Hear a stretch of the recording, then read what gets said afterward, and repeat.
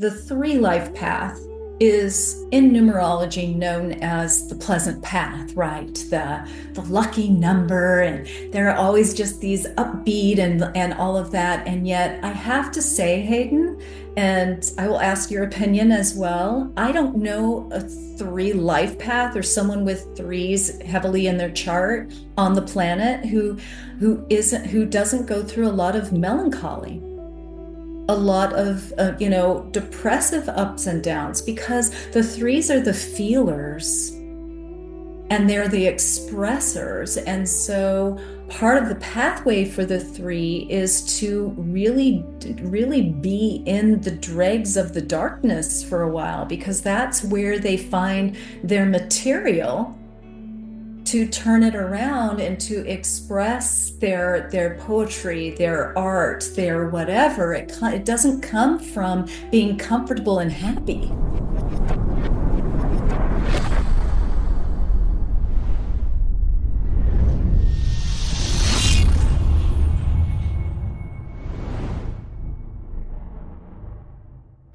Welcome, guys, to the Numerology Show, where we dive deep into the mystical world of numbers with the most respected minds in metaphysics and spirituality. Now, I'm your host, Hayden Crawford, and today I'm thrilled to welcome the brilliant Dr. Felicia Bender, also known as the Practical Numerologist. Now, Felicia is an author, a teacher, an intuitive, and a leading expert in Pythagorean numerology, which is obviously a subject very close to my heart. She has an extraordinary gift for helping people align with their purpose, decode their life path, and navigate the challenges through the power of numbers. So with best-selling books like Redesign Your Life and Master Numbers 11, 22, and 33, Felicia has helped thousands live more intentionally and intuitively. Get ready for an enlightening conversation that bridges the practical and the mystical with insights that will change the way that you see yourself, your relationships, and your life path. So welcome, Felicia. So exciting to have you on today's show. I can't even express to you how brilliant this is. So thank you. Well, thank you so much. I'm thrilled. I really am. Oh, that's so sweet of you to say so. So, Felicia, then, can you explain what actually even drew you into numerology in the first place, and how has it transformed your own life?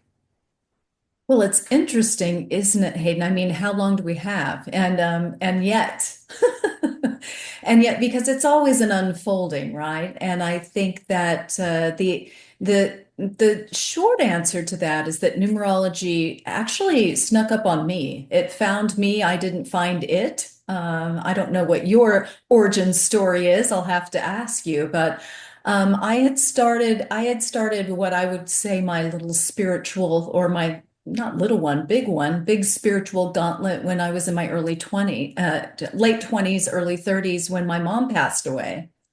And it was, as many of us, those, listening, may identify with, when we have these eruptions in our lives, that's when we really dig in or open to our spiritual pathway, so to speak. And that is what it did for me. And I learned some energy modalities. I just dove head into everything psychic, intuitive, energy. I mean, everything in that realm. And it wasn't until later on, because I'm a built-in skeptic, actually. I've always been very intrigued, but I'm kind of like, well, you show me, I'm going to prove it to me, sort of thing. So I'm a little bit of a practical Polly in that way. And I was always looking for a modality that felt like it was my key, right? My conduit into helping and healing in a pragmatic way. And that is when I was walking through a bookstore and a book kind of jumped out at me. And it was a book that was not a numerology book. It was a book that contained some numerology, because guess what, Hayden? Math is my worst subject. I cannot tolerate math. I mean, it has been honestly, my worst subject from childhood, and my most anxiety producing. And it is a actual bittersweet irony and beautiful cosmic joke that I have been drawn to numerology. So, anyone out there who hates math, I am your shining beacon of possibility, because if I can do this, you can too. And really, because what I came to learn is that numerology isn't math at all. It is a language, right? And so I got that book. It was actually for my daughter, and I opened it up and I was reading it before I gave it to her. Don't tell her I did that though. And it was someone talking about their life path, the personal year. And it was like that moment, right? The goosebump moment, the ding, ding, ding moment, that moment where you're like, oh my gosh, you do yours, you do everyone you know, you do your exes, you do your parents, and it all just falls into place. And it was just this incredible aha. And I knew that it was my thing. I knew it was my tool. So I just went down the rabbit hole from then on, and you couldn't stop me. I just read everything. And I just find that it continues to fascinate me. I just can't get enough of how accurate and how amazing it is. Oh, thank you so much for sharing that. It's amazing to hear that, how the book, just literally landed in your lap. And I hear that a lot, actually. That's one of the stories that seems to come up with a lot of numerologists, that they were in a bookstore, a book kind of almost jumped off the shelf. And in some cases, people even, sort of saw somebody reading a numerology book and bought it for them. So they knew that it was like something they had to look into. And so interesting that you said as well that that you're really rubbish at math. And, you actually speak to me there as well, because I wasn't the best mathematician at school. In fact, I always used to get anxiety as well, going through my maths exams and stuff, and didn't perform particularly well. But it really is, yeah, as you said, it's a language, isn't it? It's a language of light rather than it being something that is, sort of based around, any form of traditional mathematics. So thank you for clarifying that. And the other thing that you mentioned there is the fact that, that you wanted to use it as a practical tool. And it's like you found your tool. So what does practical numerology mean to you? Well, to me, it actually means that and I am as woo-woo as anyone, okay? I'm just going to spoiler alert it right there.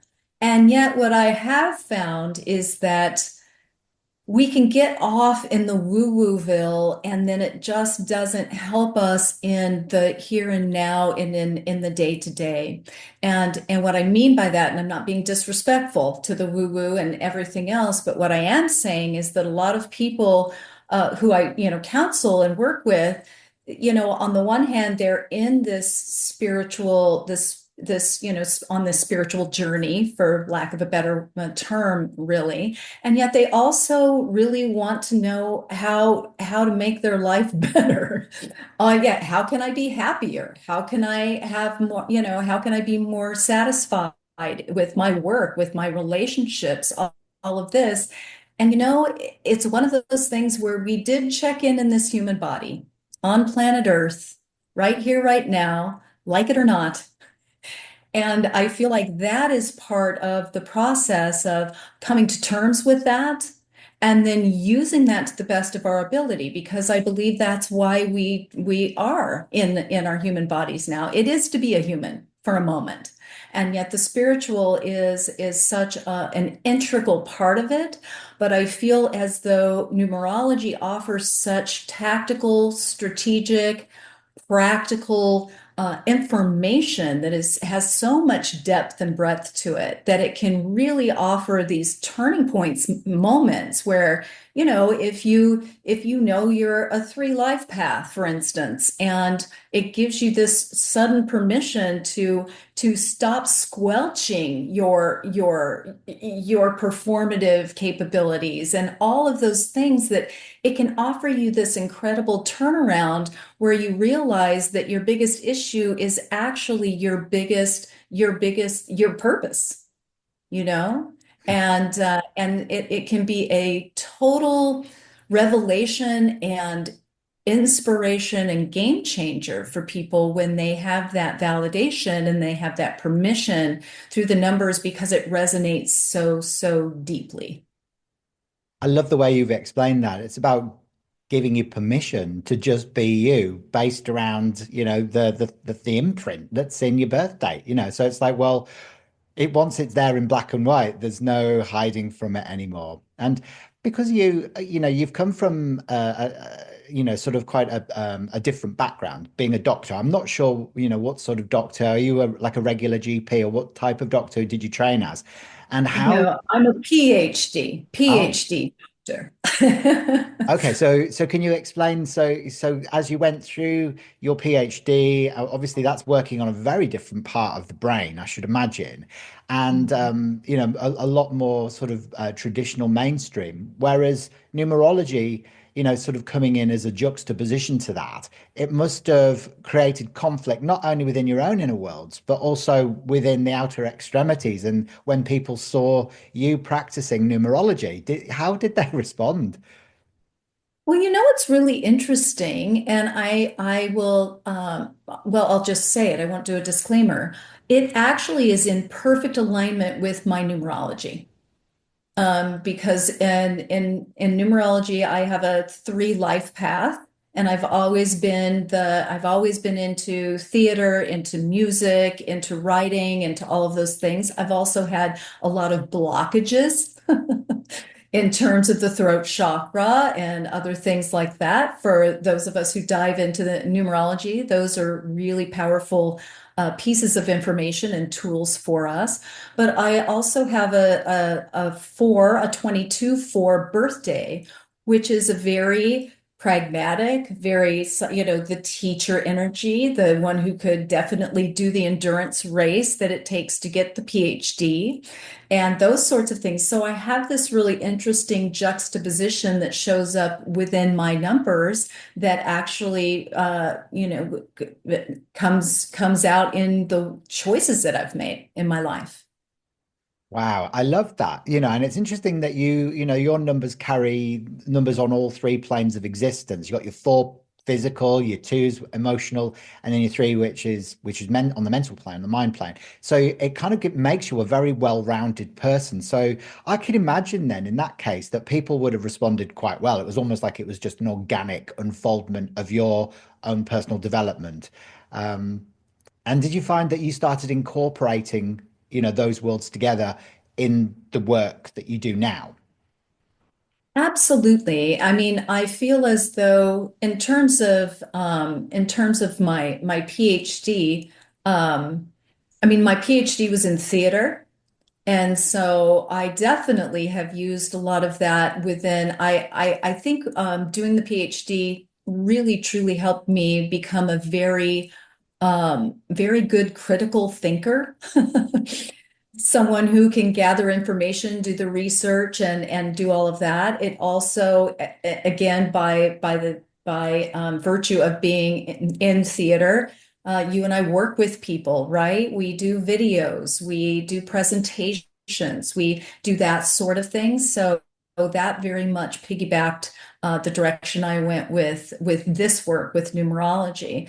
I mean, it's interesting because a three life path usually is very multi, it can either be the rambling road that never leads anywhere, or it can be, oh, I've done this, I've done this. Usually threes to me have a very varied resume. Like their life reads kind of like a page turning novel in terms of what they've done. And certainly the choices that I've made in terms of my career and other things reflect that as well. Mm.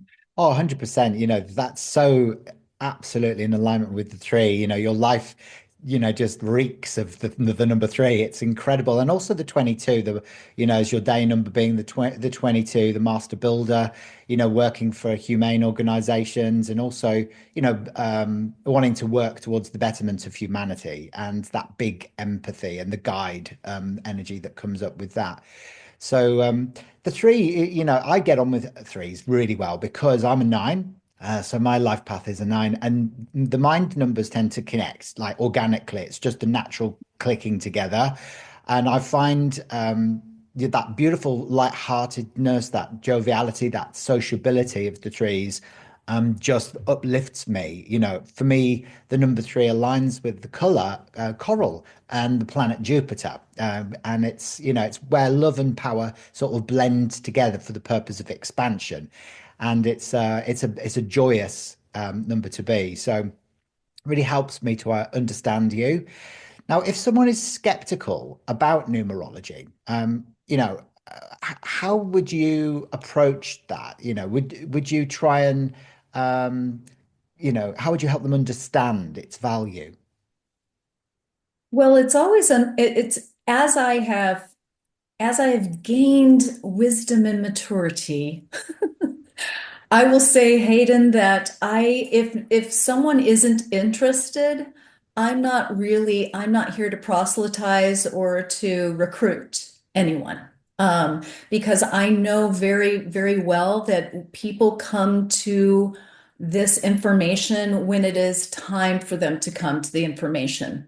And I mean, when I was younger, I did not know this, right? And I would attempt to just, at any time, at any place, just start talking about it. Now I'm a bit more, have a bit more refinement around that. Um, and and yet what I find interesting, and I'll ask you, does this happen to you as well? Because someone will say, well, what do you do? You're meeting someone. And I'll say, I'm a numerologist. And immediately if someone, first of all, I will say, and I'm not joking, that oftentimes, like 3 out of 5 times, someone will think I'm saying I'm a neurologist. I'm a brain doctor. And then they'll start talking about Uncle Jack, who had a brain tumor or something. And I'm like, no, no, no, no, not that, not numerologist, right? So, but not kidding that I get that a lot. But second of all, you understand it. Either the person is just looking at you blankly and then asks you how, what do you think about the football team, right? And they just go somewhere totally else, or they just don't even register. They just ignore what you've said, or they say, wow, what is that? I think I've heard of it, but I don't, and they have an opening. Or someone says, oh, my life path is a 7, I know, blah, blah, blah. Then you can begin to have a conversation. But if somebody is in a group, I find, and there's a couple of yeses, and then, the one naysayer, the one, that one. I find that the best way to win them over, so to speak, is simply to ask them their life path, their birthday, the easiest thing, because you're not going to do the whole name, and well, you're standing right in front of them. Life path and personal year. And you can give them a 2-minute reading and it'll usually blow their head off. And they're like, "Wow, oh, well, how did you know? I mean, how did you know that? And so those are the ways that you can kind of break the ice, and then you don't just pummel them with it. You just give them a little appetizer. And then if they want to, and then if they want to pursue it later, not with me per se, but if they want to Google it, if they want to just go find out more, then you've primed that pump for them to go do that. Yeah, that's really well explained. I find that I tend to avoid telling people if they ask me. Well, not that anybody does tend to ask me what I do, because I get asked very little questions about me. It's always about them.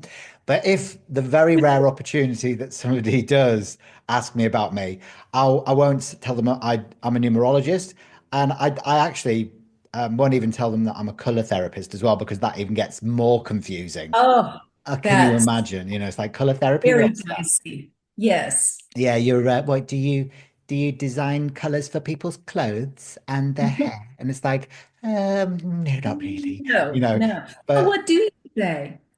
what do I So, say? I kind of go down the wellness coach route, Mhm. just to sort of make it a little bit more generic, and then they sort of understand, and that's with people that I meet on a physical level.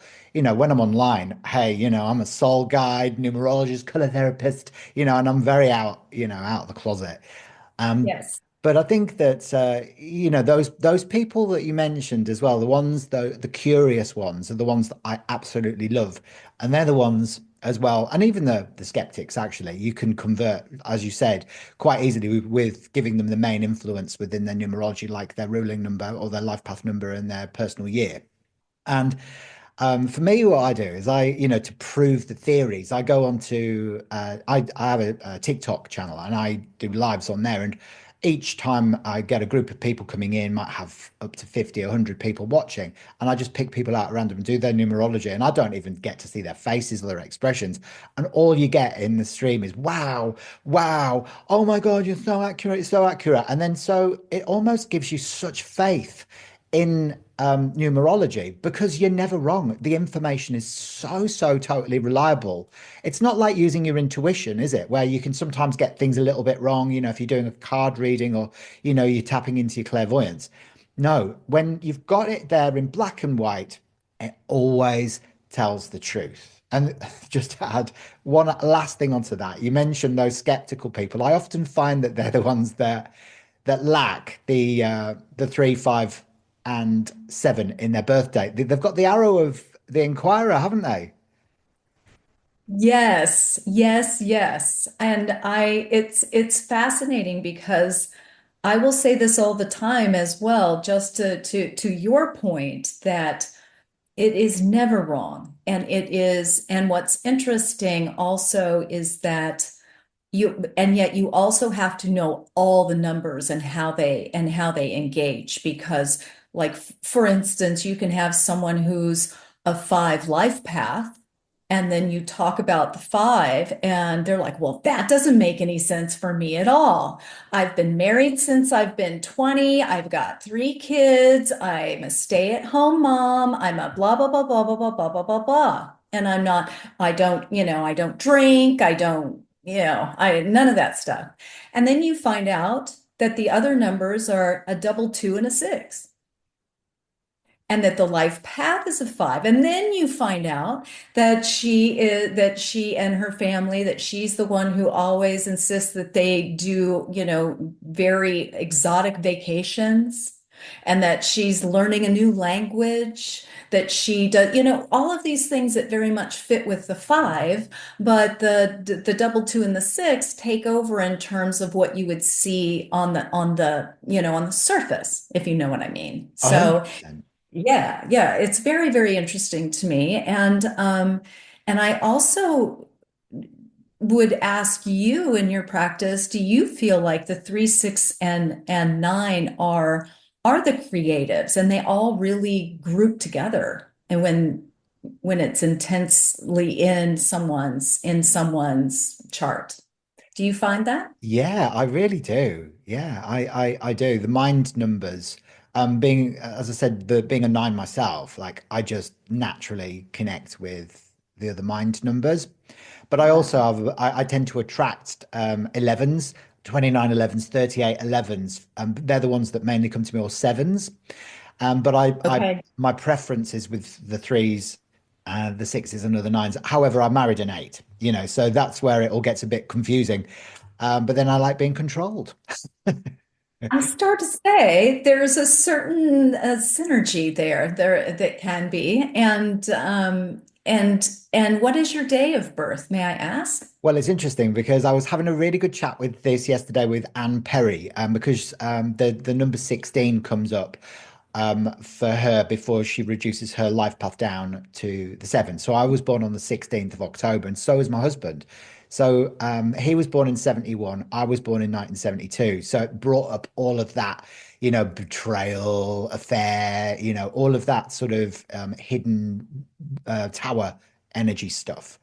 And of course, those karmic numbers, they show up Mhm. and they also carry a narrative, don't they, within someone's birthright. Absolutely, absolutely. And do you feel with you and your husband that you're very much, you have a lot of very rich karma there where you're here to heal that for each other and with each other? Oh, I'm so glad that you said that, Felicia, because it was interesting. Because, whenever we expose the negative attributes of the karmic numbers, it makes you sit and go, "Oh my God, what if I've got to go through that?" But 100%, I feel my husband and I have come together. We've been together for 25 years, so I know him enough by now that we're not going to betray each other. I'm not going to have an affair. I know he's not going to have an affair. We just won't do it to each other. So I feel like we have come in to resolve all of that old whore energy, as Anne Perry puts it. She goes, "Oh, you were a whore as well, were you, in your parallel life?" And I was like, "Well, no, I was in a war, not a whore."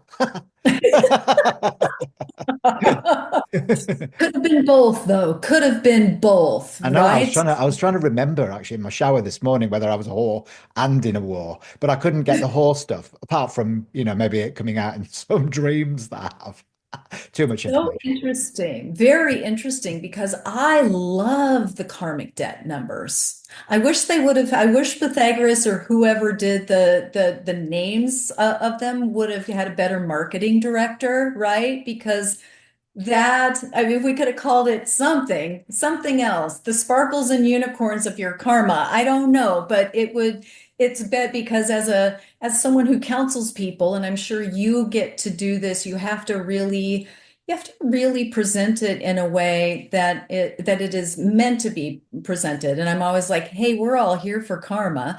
These just really point to something specific, and it's kind of like your karmic gift to me, and it points to your karmic opportunity because with those karmic debt numbers you get to realize where you had the trouble before, right?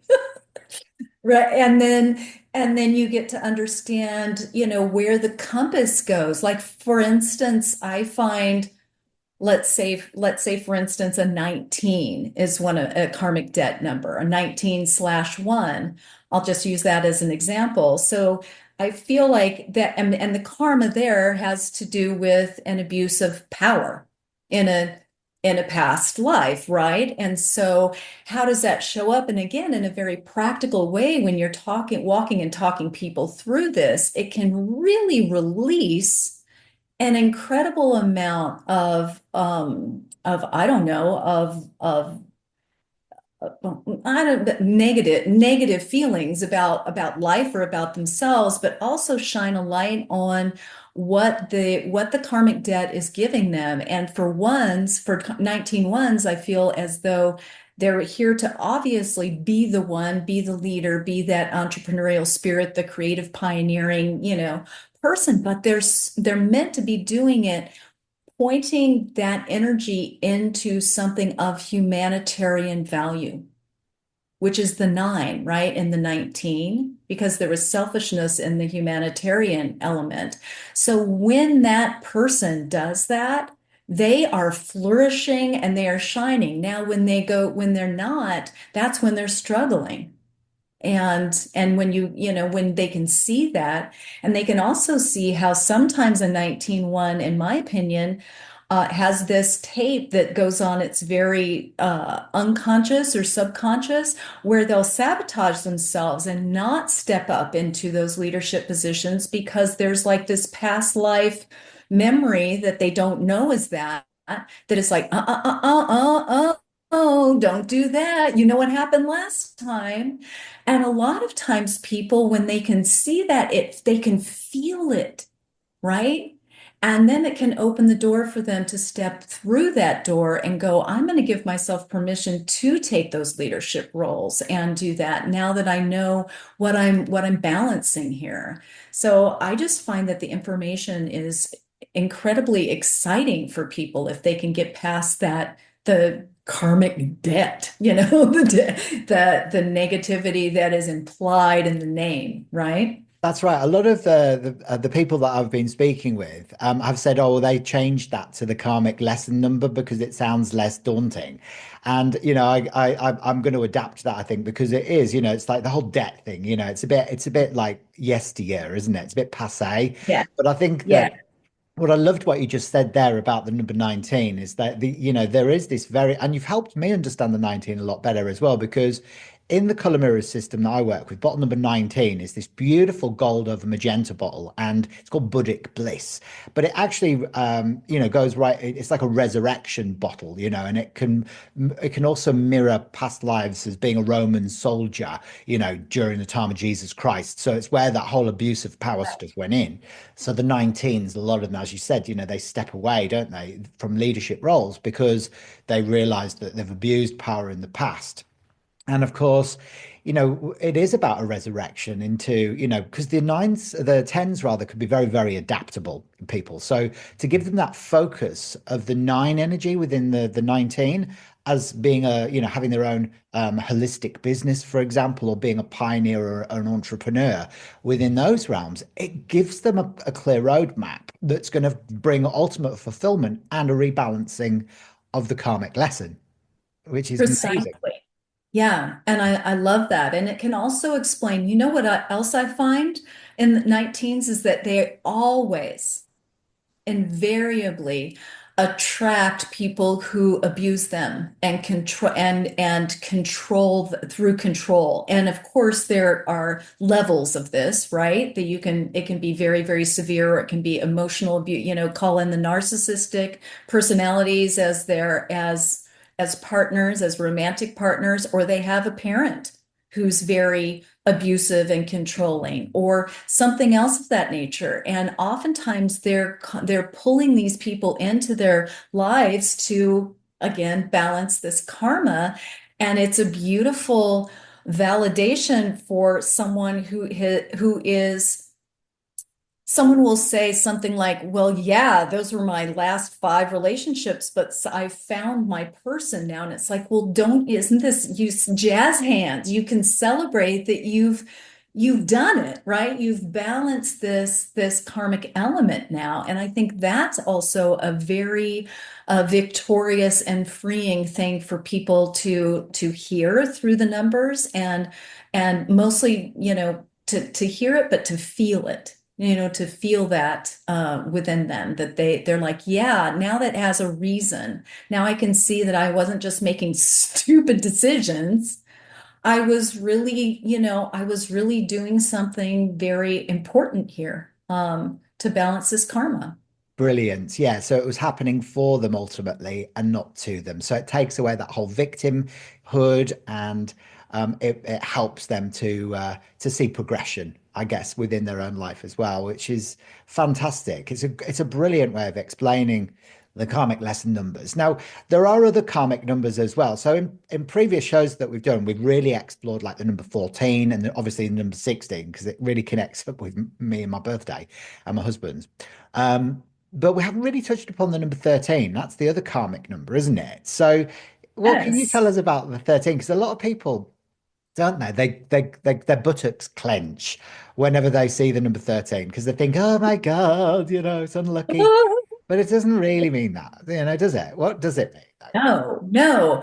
And the way that I like to describe it to people is that, the karmic debt number, it doesn't mean you're bad. It doesn't mean you're being punished. It doesn't mean you're going to live a crappy life.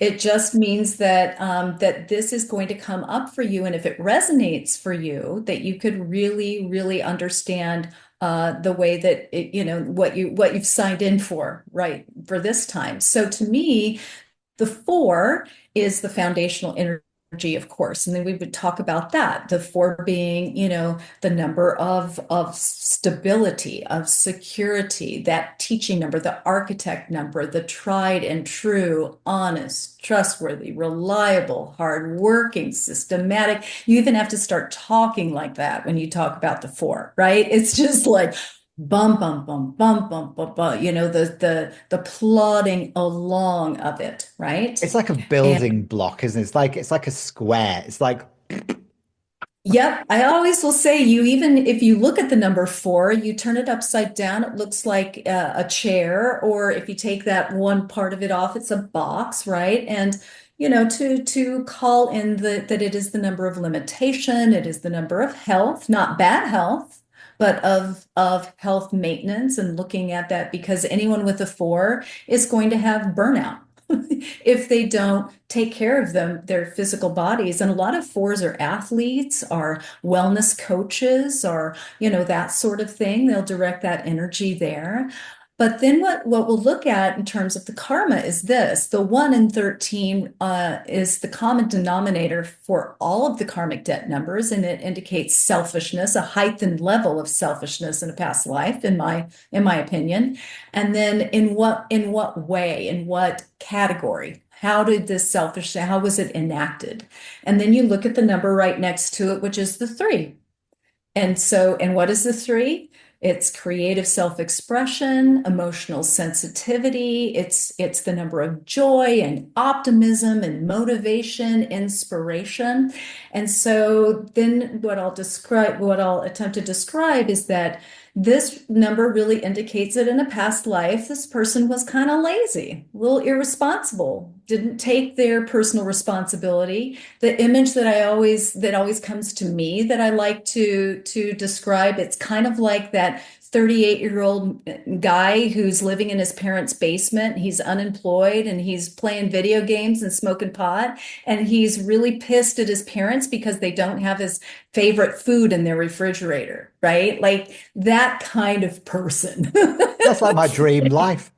Right, exactly, exactly. In a past life. And then on top of that, in that past life, this person again, let other people take care of them. And on top of that, they expressed negatively.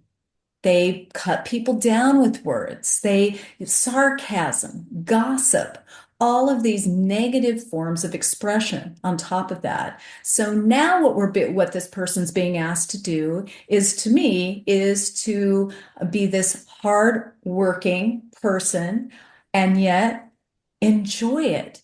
Whistle while you work, weave in those elements of the number 3. And what I also see is a very viable thing for the 13-4 is that you often find them in entertainment or in the media, where they take that hardworking, do it, get it done endurance factor, and then they turn that energy into something that is creative, communicative, and uplifting. You look at someone like Benedict Cumberbatch, he's a 13-4, you know. I don't know anyone who's more of a hardworking guy than he is, and he's impeccable, isn't he? With his 100%. technique. I've never put that connection together with the 13s working in media, but I know two Libran, day number 13s, born on the 13th of October, two of my oldest friends, and both of them work in the media. So, yeah, so it's like the pennies just dropped there. So, thank you for bringing that clarity in there. That's really helped me understand the 13 in so much more detail. You're very good at this. Oh, well, I mean, and you as well. I mean, the numbers just cry for that kind of, I mean, they're so deep and rich, isn't it? The information Oh, it's that's so deep. And the more you explore, the more information you get as well. So you never stop learning, I don't think, with numerology. And, I mean, everyone focuses on astrology, and I think astrology is amazing as well. Don't get me wrong. But, if I compare the two, I'm still more fascinated by numerology. And it's easier. It's just easier, you know. one of the things I will often say, though, Hayden, is once you know both your astrology and your numerology, you're out of excuses, at that point. Yeah, you're snookered, totally stuck. You've just got to get it right then, don't you? So do you feel then that really understanding your own birth chart and your name chart has helped you go into alignment within your own life, and has it brought you happiness? Yes, I think that it has definitely brought me into alignment. One of the things that I find very interesting is this idea of happiness, yeah, because I feel as though um, happiness is less of something that I'm seeking than a sense of being purpose driven, right? And I also realize that I don't know, I don't know, I'll just say it. I don't know why I'm saying it, is why I'm doing this little disclaimer. But for instance, the three life path is in numerology known as the pleasant path, right? The lucky number, and there are always just these upbeat and all of that. And yet I have to say, Hayden, and I will ask your opinion as well. I don't know a three life path or someone with threes heavily in their chart on the planet who doesn't go through a lot of melancholy, a lot of depressive ups and downs, because the threes are the feelers and they're the expressors. And so part of the pathway for the three is to really be in the dregs of the darkness for a while, because that's where they find their material to turn it around and to express their poetry, their art, their whatever. It doesn't come from being comfortable and happy. No, that's a really great point as well. All the threes I know need time away from the madding crowds so that they can allow their own creativity to blossom and go through, the melancholy and the dark, well, the dark night of the mind potentially. But then they birth the most amazing music and the books that they write. It's like, but it's part and parcel. So I can understand that the pursuit of happiness then for you, Felicia, isn't really high priority. It's more about purpose. And that's such a valid point because many people feel like the pursuit of happiness is going to bring them fulfillment. But actually, it has the adverse effect. What does bring a sense of fulfillment is by aligning with your purpose, right?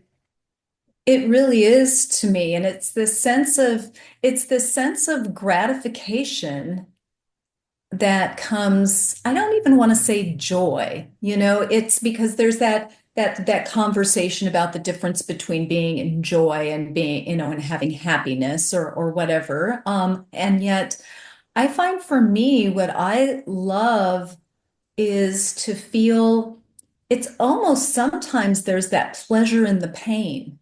Because when you're feeling purposeful, if you're going through something challenging or difficult, that there is gold there. I mean that this is an open opportunity for such growth, for such opening, for such breakthroughs, for those feelings. And so it's almost like going to the gym or working out or something. You become where you crave a certain level of discomfort, because only then will you don't want to be so sore that you can't get, you can't move, right? Like you don't, that's not good. When you work out and you're in pain and you cannot move, that to me, that's not good. But if you're working out and you have just a slight bit of soreness, you know that your body is getting stronger. You know that your mental capacity is getting stronger. You know that your capacity as a spiritual being and as a human being is gaining capacity as you go. So there's something kind of glorious in being able to navigate that even when you are feeling pain, there's a kind of underlying joy about that in many ways. I love that. 100%. People, as a collective, we tend to run from things that are uncomfortable, don't we? Because it's like, oh, I don't want to be doing this anymore. Just bring me the joy back. And actually, when we sit in that and we just process it and we look beyond it and look for the lessons, we suddenly, it could be a very simple thing that maybe has just got you out of alignment for a little while. And usually that thing is where you're not being of service, isn't it? Where you've started becoming a little bit sort of selfish, or you've just focused on the accumulation of stuff as opposed to actually helping people. And when you realize that, the pain is just there as an indicator, like the car petrol light coming on. It's like, aha, you then, learn the lessons and the darkest lessons, the hardest lessons create the most growth. So it's like the way the diamond is formulated. So, again, with numerology, how would you say that, somebody can understand when they are, sort of living in the negative attributes within either their day number or their life path or their soul edge or outer expression? Well, I think the easiest way is, when you're walking and talking someone through, is I always attempt to present it as, okay, well, we're going to talk first about what it's all the theme, the thematics, right? What the key words are that we can keep coming back to with a number. And we're going to talk about what it's all about optimally, right? What is the optimal expression of this? And then to really emphasize, and if this is your life path, these are going to be the key elements. You are going to have the oppositional pull. And it's not just going to be today, it's not just going to be yesterday, it is going to be lifelong. You're never going to arrive, right? Because as soon as you master something, and I do feel like we get to certain master levels of mastery, we're still our spirit guides, our higher self, our however you describe it, they're still going to be throwing down some bigger, higher level challenges for you because it's like, oh wow, you're past level 3 now. Let's get you going. Let's get you into the platinum program or whatever it is. Because I think it's really good for people to understand that this is not something that they're conquering. This is not something they're arriving at and achieving. This is actually the point of their life this time.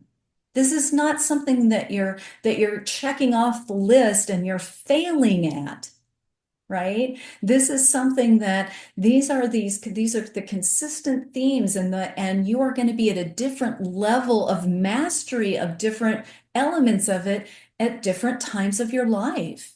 And how exciting is that, Yeah. right? That you have all of this to work with and that you can really pinpoint what you keep coming back to, right? What you keep coming back to. I mean, I know for instance, with myself as a 3 and all the threes I know, when we're feeling the crappiest is when we need to step back and go, oh, wait a minute. How long has it been since I've, first of all, had fun doing something? And second of all, since I have created something or allowed myself to use my creativity in a different way. And as soon as a 3 can do that, that's when that starts to flow. So numerology to me is a huge key for that. Because if someone didn't know the numerology and know that they're all about the communication, the expression, all of the other things that you would tell them, Hayden, about their life path, and to say, when you're feeling off, you are off. Go back here. It's not, it's supposed to feel bad when you're off. You got to get back on track.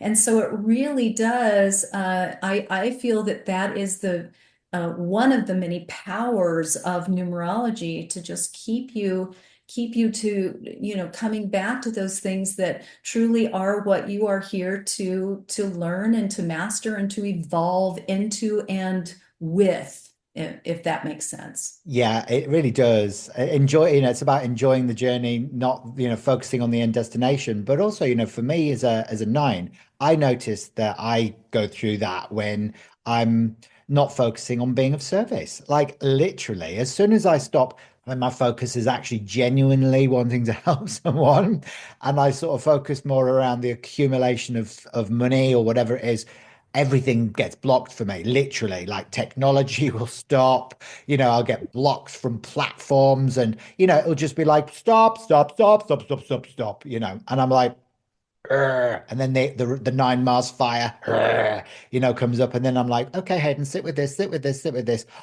Oh my God, you've gone out of your heart, you Wally. Back to being of service again and be nice, stop being a little Lord Fauntleroy. And then, of course, everything kind of runs smoothly. Now, you specialize, don't you, with master numbers. And, so it was interesting what you were saying there, because I think that do master numbers in that case. If you've incarnated as a master number 11, a 22, and we'll talk about the 33 sort of, because a lot of people don't believe that, we can be a 33.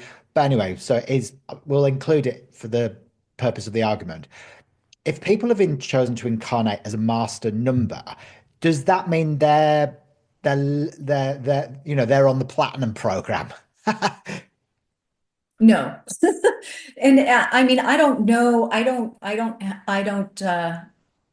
what I'm going to say, that's my opinion. And so that is just my opinion, and anyone can have any other opinion they would like to. It's kind of Hayden. I don't know if people ask you, they're like, well, is it like, do you start as a one life path and then you end as a nine, and that's like, and then you don't have to incarnate anymore? I mean, I don't think it's that easy, if you know what I mean, in terms of how we're looking at all of that. But I truly don't believe that master numbers are, and I'm trying to say this as diplomatically as I can. Master numbers, it's a butt kicker. And a lot of people really are like, oh, I want to be a master number, I'm going to be super special. And you're like, oh my gosh, that is the first lesson of the master number is humility, right? Is, higher levels of spiritual, lessons, and that it ain't easy. And a lot of people who have what we get regular numbers can be far more successful in life than master numbers, because master numbers have a tendency to get in their own way because they're working with a lot of very intense energies, a lot of very intense experiences. I mean, you're talking about you work with a lot of 11s. I work with a lot of 11s. And I mean, do you find that they've got near-death experiences? They have huge accidents. They have ongoing health issues. And I'm not saying, if you're an 11 out there, please don't take this as what's going to happen to you. That's not my point at all. I'm just saying, I mean, you can have 11s who don't have any of that, and they're doing their thing. But I do find that a lot of 11s just, I mean, it's intense. And so to your point, I kind of strayed off of your question, which is, do I think that people with master numbers are, have mastered other things? I don't think so. I think that we all come in to experience, our higher self is here to experience as much as we possibly can. And so that was like, I always think about it as I'm kind of a little bit irreverent this way. We're on the other side and we're there with our counsel and we're at a bar and we're at a happy hour and we've had 3 martinis. And that is when we sign this contract. You know, and then we Yeah. get down here, we're like, what? Oh my gosh, I don't remember signing that contract, or I don't remember, all of those things. I say it jokingly, but not jokingly, because the master numbers have a tendency to struggle, to really struggle in Mm. life. They A really lot of do. times. They really, really do. And I wouldn't want to be one. So, if you're a master number, don't take this the wrong way. But I'm quite happy being a nine, and I'll buy into that theory that, we go from 1 to 9, then we don't have to come back. So I'm happy with that. I'll buy into that. But I But would say, Hayden, that in some ways, the nine has its own, it is its own master number. I would say that because it is a very, very sacred number.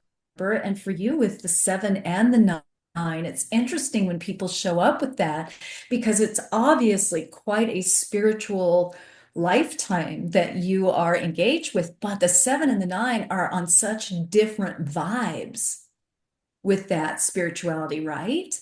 So you have the heady intellectual divorced from all emotion of the seven, but then you have the cacophony and the tsunami of the creativity and the other and all of that with the nine. Don't you find as a nine that you have a very thin veil between you and your past life skills and talents? Oh, completely. And as I'm getting older as well, it's getting thinner and thinner. So I'm now like remembering all the stuff that I used to do in Atlantis, with, working with a very similar sort of color therapy system and crystal grids and all of that. But all of it, really, all of the parallel lives are very accessible to me now. And of course, the more you trust, the more information that you get. So I love that. And actually I do feel like there is a disassociation between the seven and the nine energy as well. Because if you think of seven as being Neptune, which is turquoise in color therapy, and Mars nine being red, the turquoise and red, when you put those two colors together, it's a bit like, ooh, like my own mother had like her interior in a house as turquoise and red. And I told her to change it because it was creating this feeling of being isolated and disillusionment. And of course, I feel like that is something that I have to become aware of, this playoff between fire and water within my own elemental influences. And it is, it's quite a, you can definitely come back on the show again by saying that it's the nine is the master number in its own right, because I do feel sometimes like I am treading the path of the master, I all of believe that. that Yes. hermit stuff as well, which has got getting worse. I'm very introspective, but It's in getting human. worse or it's getting better. It depends on how you look at it. Well, I love it. Don't get me wrong, but it's almost like, yes, that I will reframe what I've just said. It is getting better. I'm getting more and more comfortable with just being in my own environment, my own space, but I don't want to lose contact with reality completely. So I think that's why I framed it in that sense, because it is like I still do enjoy I love human engagement in human design. I'm a 4/6 path. Are you as well? I Ah, there you think go. so. Ah, Yes. Isn't that funny? so it's the Or networker I'm going to look it teacher. up again, but I do believe that is what I am. So Manifesting generator with sacral response. And so I've got to trust my gut with things. So I actually find when you combine human design and numerology together, it creates incredible information, not only about your current incarnation, but also your past incarnations. And one of the most interesting things is like if you really start using AI as a tool to be able to generate information about all of that, it will very cleverly combine information that you can then really start delving very, very deeply into what's going on. And it kind of confirms your intuitive responses to things. yeah. Do you feel that? Well, I do feel that. And talk to me a little bit about, because in looking at who you are and what you do with the star seed and material. So in what way does that show up for you and as information in a numerology chart? Do you Oh, mind talking no, about not that at all. for That's a really good question, actually. And it's interesting because I have to look at not only the numerology, but I also combine astrology with that too. So really, I use ancient Hopi techniques that map the soul's journey through the stars and constellations and galaxies to the Earth through the portals. So it's actually based around the position of your sun in your astrological natal chart at the time you're born and where that's conjunct or opposite, to which constellation. So, for example, my sun is 23 degrees in Libra when it was conjunct the Andromeda constellation, not the galaxy. But then I also look at my numerological influences. The nine energy, you know, often relates to the ninth dimension. And of course, Andromeda is on it's a ninth dimensional frequency. So it kind of all aligns, but not all nines are Andromedan. So we have to sort of look at all of it together holistically. A lot of ruling fives are Andromedan, I've found as well, because the five is the freedom seeker and the Andromedan star seeds are the nomads of the universe, you see. So I have to kind of extract information from color, numbers, and astrological influences to get it really, really accurate. So, but people are ancient, immortal beings of light, and we live out temporary human experiences. So we exist simultaneously across numerous different galaxies and constellations. But as a human, we like to identify, don't we? with one thing in Yes. particular. So for me, my Andromedan element is the biggest influence within this incarnation because I'm working more on those themes. But I also am aware that, I also exist in the Pleiades. I'm a Syrian Pleiadian hybrid. I'm possibly an ancient Lyran as well. So, it's an untapped territory in a lot of senses. And I think that I'm still learning and evolving. But, I think we have to look at it holistically to get it super accurate. Did that answer Yep. your question? It did. I love that. I love the way that you're able to weave that together. It's beautiful. Thank you. Yeah, I'm glad that you're fascinated with it because, a lot of threes like you as well. I often find that there is this almost like an aesthetic with the threes, and that's very Pleiadian. So for you, the sixes and the threes, there is this gorgeous sort of like I see the Pleiadians in their soul, on their actual sort of culture, as being Mhm. these very beautiful, tall, blonde, Nordic, blue-eyed. But doesn't mean to say that you're going to incarnate as a starseed in that form. A lot of Pleiadian starseeds, are of all different ethnic cultures and stuff. So there is no we're not being racist here when we say No, this. and it's no one size fits all either, right? Exactly, but I do find that a lot of the beautiful blonde ladies and these slim with the long faces have this very strong, and especially if they're a ruling number three as well, or a life path three, and they've got that three aspect, and also if they've got either a two or a seven alongside of that, because the two energy is the moon blue and the seven is turquoise. So when you get the very sensitive coral and turquoise, they're actually complementary colors, and Yeah, that is a deep sensitivity, which is very connected with the heart space and the Pleiadian energy. Yeah, yep, absolutely. yeah. Absolutely.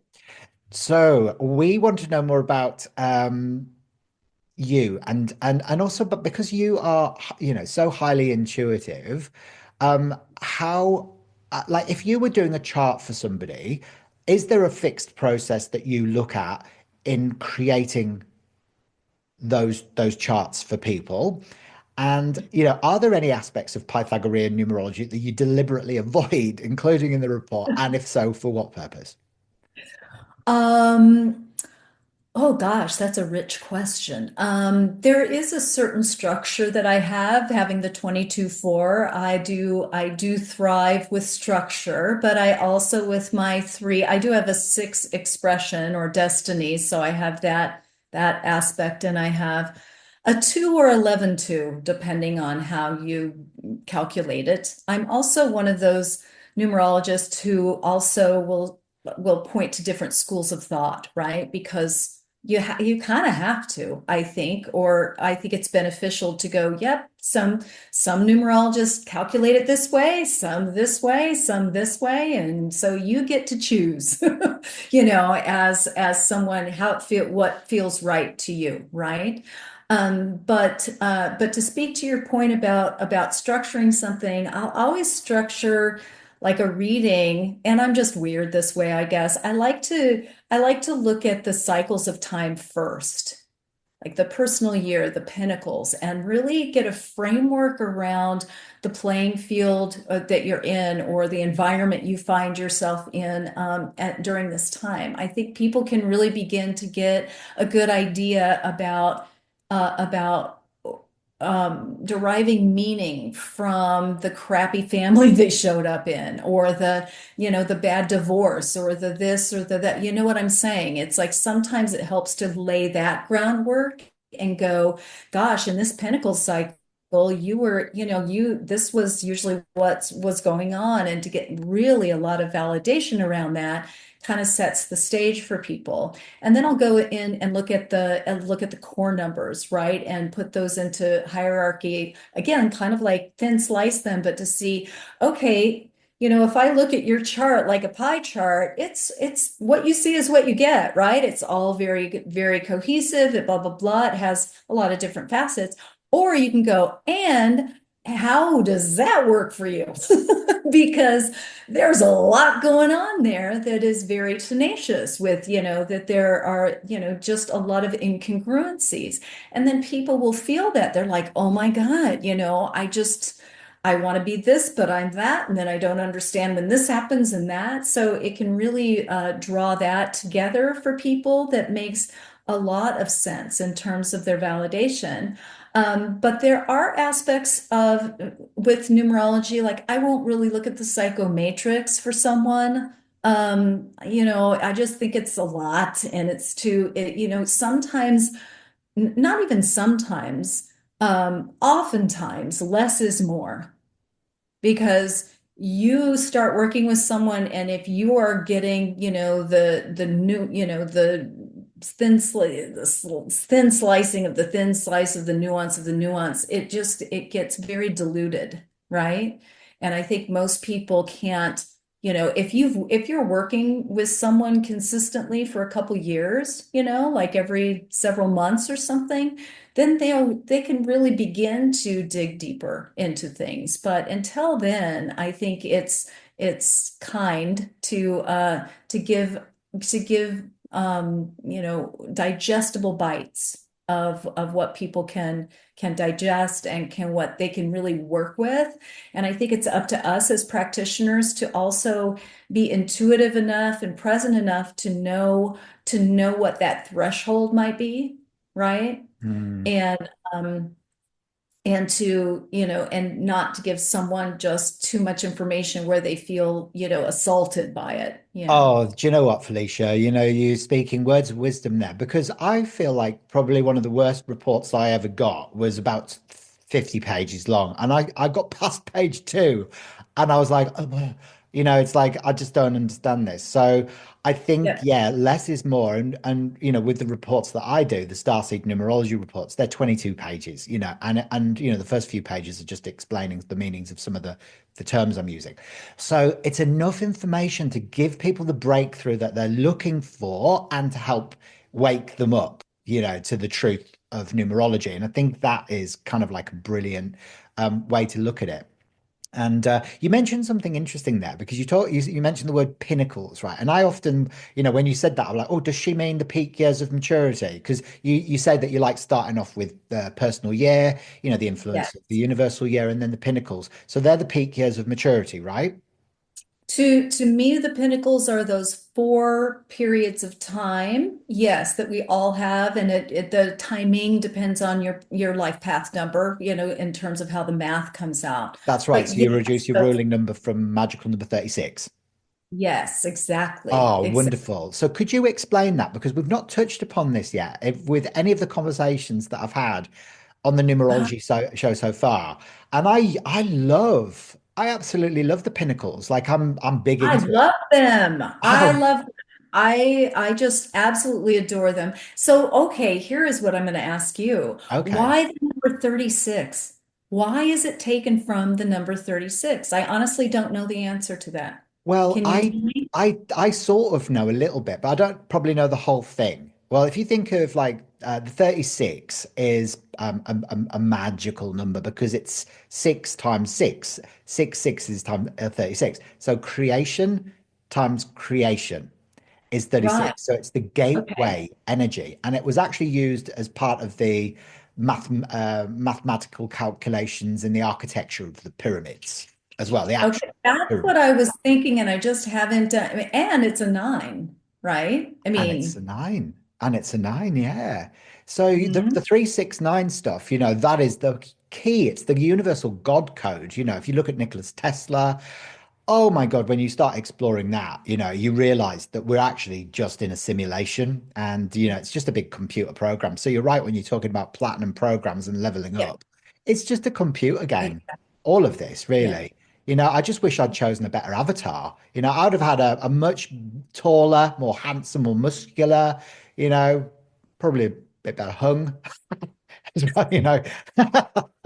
I'd have chosen, I'd Think have you've chosen all done those things. just perfectly fine. And I would dare say that your husband would disagree with you. Okay. He's like, I want him just the way he is. Sorry, I couldn't resist that. It's it was just perfectly set up for a good comedy basic gag, wasn't it? I love But it. A little spit take. If I would have had some water in my mouth, we could have done that. Yeah. exactly, make a good YouTube short. Exactly. Exactly. Oh God. Uh, but the pinnacles to me, I find that they really lay out your roadmap. They just lay out the GPS of your life, the points of destination that you are moving, that you're in and you're moving toward, and and it's fascinating to look at the pinnacles in terms of, I always look to see if the pinnacle number is shows up as one of your core numbers, because if it does, it really draws forward that element and aspect of your development and your character and everything to the front of the line during that time. So, if you have a 9 life path, and your birthday is a 7, and you have a 7 as your first pinnacle, you're really, really keying into this to the elements of the 7 development during that time. And the way I see it is that is the what needs to be foundational for you to keep you honest, right? Or to keep you on path in a cohesive way. What were your first pyramids then? Because I'm assuming that you would now be being a three, you'll be in your fourth pinnacle. Yeah. Yes. So what's Oh, the influence around you, for the remainder of your life? What is that number for you? absolutely. Ugh. What is it? It's an 8. Oh God, they were the first two for me. I was in an eight for the first Oh, two. oh, Oh, I'm sorry. it was So, awful. I apologize for the It was universe, awful. but an 8 shows up nowhere else in my chart. So it's nowhere else other than, of course, we all experience all of the numbers through the personal years, right? So we do. So to me, the 8 is a wild card for me in terms of that. And that's also very interesting to look at people's charts, and to see again where it shows up in their numbers, so it's something they're familiar with at least. Because if you show up the way I like to describe it, because I am this way, I'm kind of that visual person, and I describe it as it. So let's see what happens though when you show up in a pinnacle that does not show up as one of your core numbers. It's something else. It's kind of like you show up in a foreign country. So it's not necessarily that it's bad. It could be awesome, but you always feel a little like you're a visitor, you always just feel a little off, a little wonky, maybe like you're learning the language, it's you, even if you're fluent in that language that you're in the other country, it's not your original, it's not your first language. So it has this really interesting resonance to it that we can really begin to understand our uh, where we landed, and how all of it came together, and what the experience was designed to be for us. That's a brilliant way of looking at it. Yeah, because the eight doesn't appear in my chart anywhere either. So it was like being in a foreign language. But that's when I worked in corporate for the first like 15 years of my life.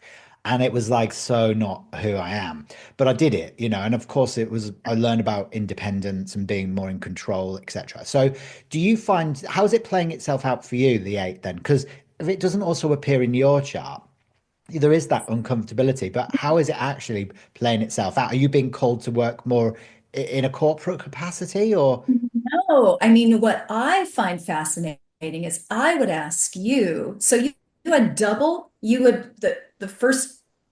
Oh, okay. So you had double, your first pinnacle and second pinnacle were 8s. All right. And you were in corporate and everything. So I would say that the 8 has a very strong influence in your chart, even though it doesn't show up as your core numbers. Isn't your husband an 8? Yeah, he is. Yeah.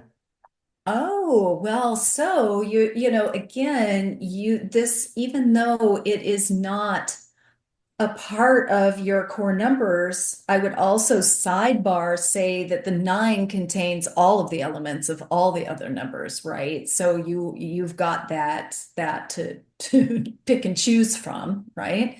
And yet it has set you up, and what I would say is that that amount of eight was not only establishing you in terms of understanding business, power and personal empowerment, all of the, getting respect and becoming authoritative in whatever it is you were wanting to do. And your sexual preference has to do with that as well. You had to empower yourself in a very different way, right? Than maybe other people might have during that time. The big thing that I would say is that you also learned what you would do for money and what you wouldn't do for it. You learned the true power of the eight, which has to do with abundance, but on your own terms. And it had to do with that higher octave of the eight, which has to do with, again, understanding what that means to you, what you'll do for it, and when is enough enough in some way. You know what I'm saying? Yeah. And so for you, it set the groundwork, and then you, right after that pinnacle, is that when you quit corporate? Oh yeah, absolutely. It was right after. Now I'm in my seven, which is this is when, all my work with Dreamtime Academy really stepped up with the spiritual teaching. So I'm in that now That's and I'm what loving but this phase. I would also observe though that you, because of the double eights, you have been able to make your spiritual business a business. Ah, That you, right, that you aren't just, giving it away, you aren't just frolicking around, that you have been able to go, oh, okay, this needs to happen, this is how we're setting it up, these are the business practices, all of those things, and yet you're doing it with the most ethics, integrity, and all that goes with your nine, right, yeah. that is instilled with that.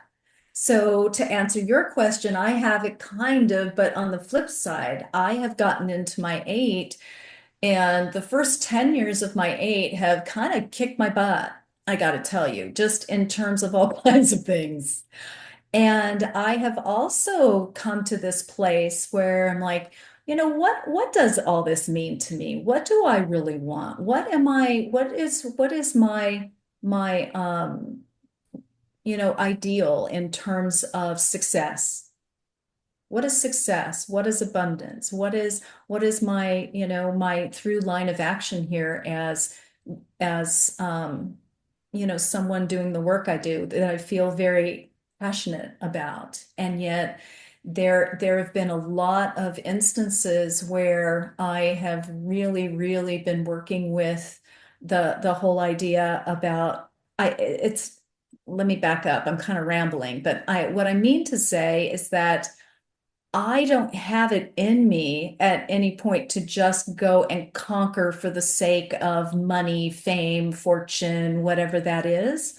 That is just not in my eight grab bag at all. What I really have learned is the value of empowerment around myself. And then the other stuff is building upon it. And it ain't over till the fat lady sings, right? So we're not, I don't even know what's coming up, but I do know that now that I feel a certain level of what I will always say to an eight life path or someone with eights heavy in their chart is like, that you have achieved kind of,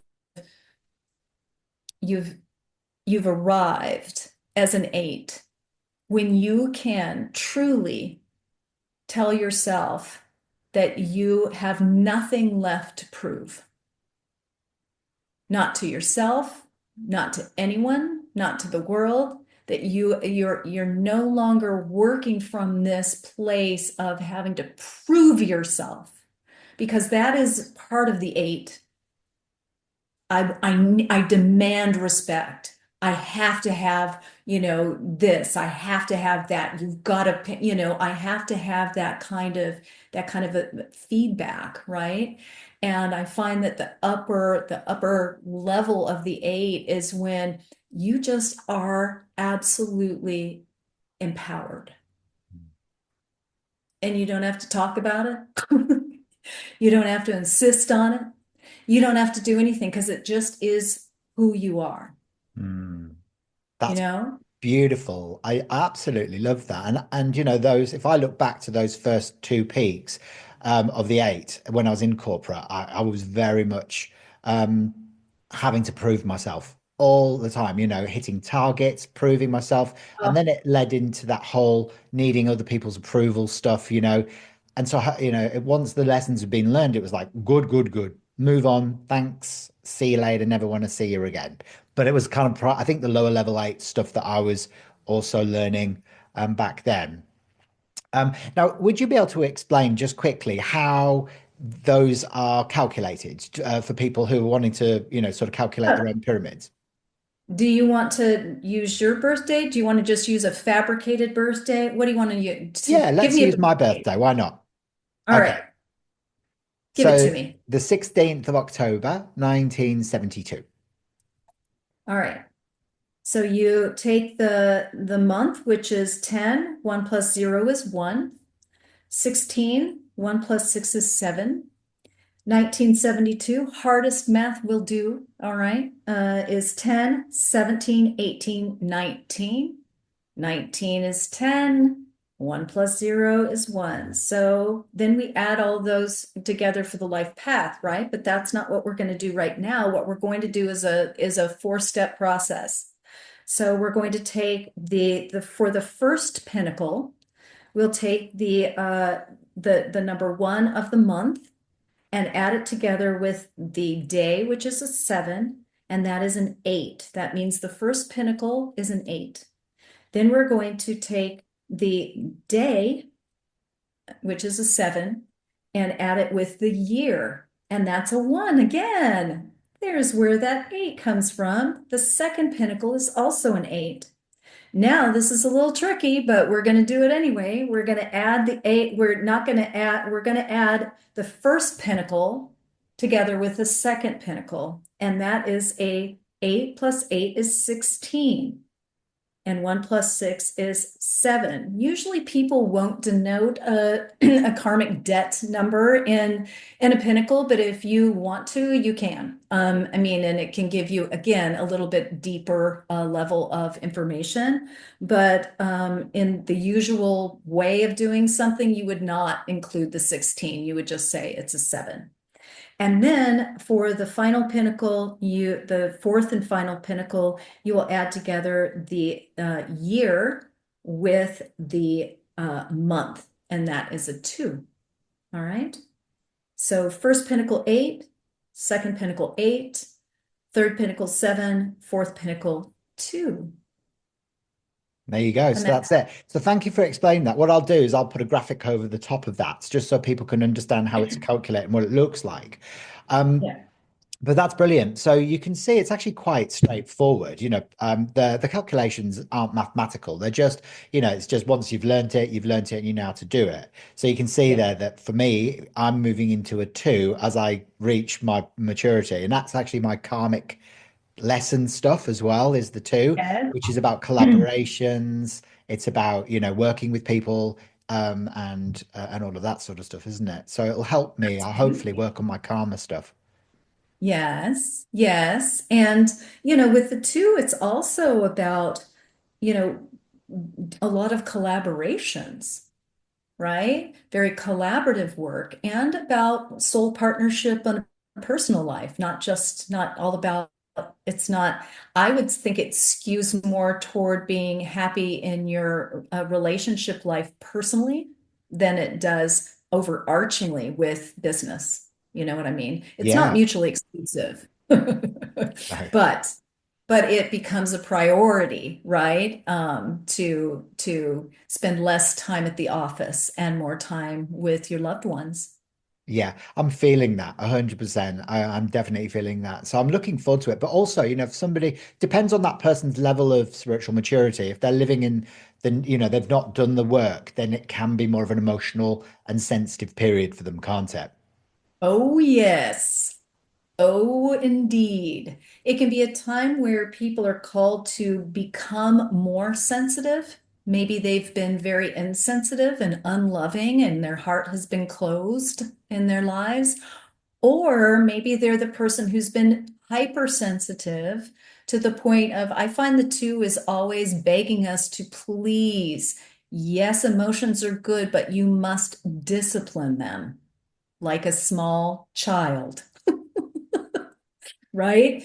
You need to discipline those emotions. They cannot, they cannot take the front seat all the time. And so during any cycle that is guided by a two, or if you have a two in your chart, I think that that's one of the things that we're learning is how to be emotional, but also not be reactive and be able to gain a certain level of emotional maturity as we go along. Yeah, absolutely. That's beautifully explained. Yeah, because for the number two, is a big influence for all of us because we're in the 2000s now and we're Yes. tapping more into our feminine, sensitive and intuitive and empathic gifts and abilities. So, as the evolution of humanity, it's a really good thing, isn't it? I think. I hope so. Let's hope so. Please. So, Yes. Felicia, tell me, where can people find you then? If they've enjoyed, your conversation today and what you've explored and what you've revealed about how you work and how you operate. Like, if people want to engage with you personally, do you do private consultations and things like that still? Or Yes, I do. And everything is at my website, FeliciaBender.com. And I do privates. I run a certification course. So if you're interested in really exploring your own being a numerology nerd like Hayden and I, right? Um, so there are those offerings as well. beautiful, beautiful. Thank you for that. I'll put all the links in the description below. So if you are watching and you'd like to contact Felicia, then just click the links below and she'll gladly take your booking. Now, is there one message from numerology you wish that everyone on a spiritual path could hear right now? I feel like the one huge gift, well, there are many, many gifts. The one that's coming up for me right now is the biggest gift of numerology is that it can inform us that our pathway is our pathway, but it's ours, and somebody else's is theirs, and that we are all on a very different trajectory, and one is not right and one is not wrong, and one is not harder and one is not easier.